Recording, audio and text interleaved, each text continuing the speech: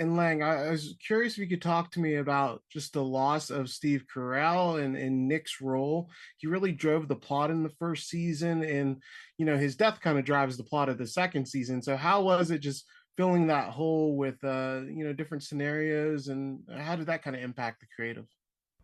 First of all, I really enjoy your background. It's in Trento. It's Trento. Yeah, I mean, I think, like Steve Carell is an icon. I mean, he is, and he's a wonderful human being. And, not having him for the second season, I think we were worried because he is what was as the character was kind of like the glue that held the group together. But also as an actor, he was just like a lovely person to have. But it helped us, I think, to have the group bonded together over this shared grief. And like, what does that mean for the group now? Like, if the person who's the main connector of people is gone, like, how does the group function? Like, do they stay together? Can they keep moving forward the way they always have? And how does that shift? And so it was helpful for us to have that as a catalyst to for story areas in the most recent season. And Tracey, it's subverted a bit later on as the season continues, but you mostly stuck to this format of 2 episodes being each season of the year and sticking to like one location. What do you like most about that format of us seeing these different times in each person's life, but it's not too much and it's not too short?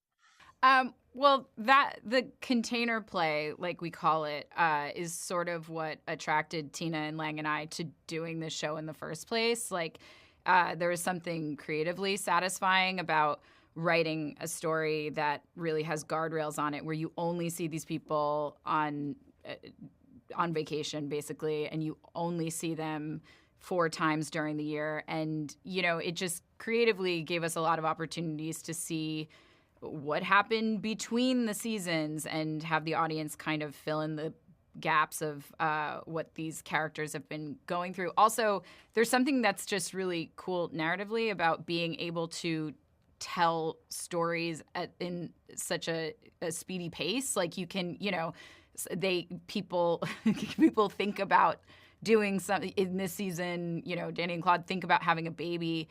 Then your next episode can jump so far in the future where there's so many conversations that have happened already. And I find it just really kind of fun and exciting to be telling stories at that pace. Yeah, I love that. And you really trust the audience to be able to connect the dots as well, which I really appreciate. And Lang, I won't spoil it, but there's a big surprise at the very end of the season with a new character getting introduced. Is that kind of a hint to what season 3 could feature?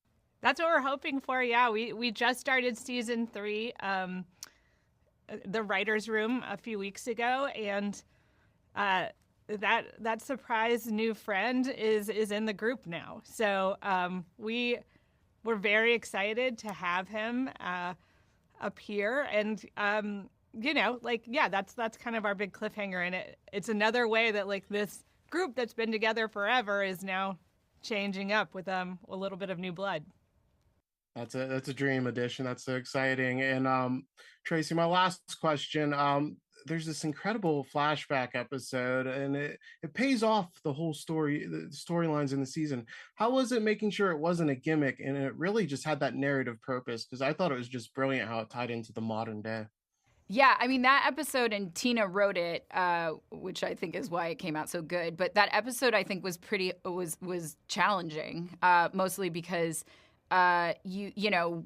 kind of from the beginning, we wanted to do a flashback episode for obvious reasons. And, but I think audiences are smart enough to other shows have done flashbacks. And, I don't think it's so satisfying if it's just a flashback for a flashback's sake. You really want to be using it to understand things you couldn't just understand about the story if we stayed in present day. And so, it was something that we knew we wanted to do, but took a couple rounds, I think, of really seeing, well, what do we want this to say about and story. What does this want to fill in about, you know, Danny and Claude and the journey they're on this year? And, you know, so it was tricky, but I was really happy with how it came out too.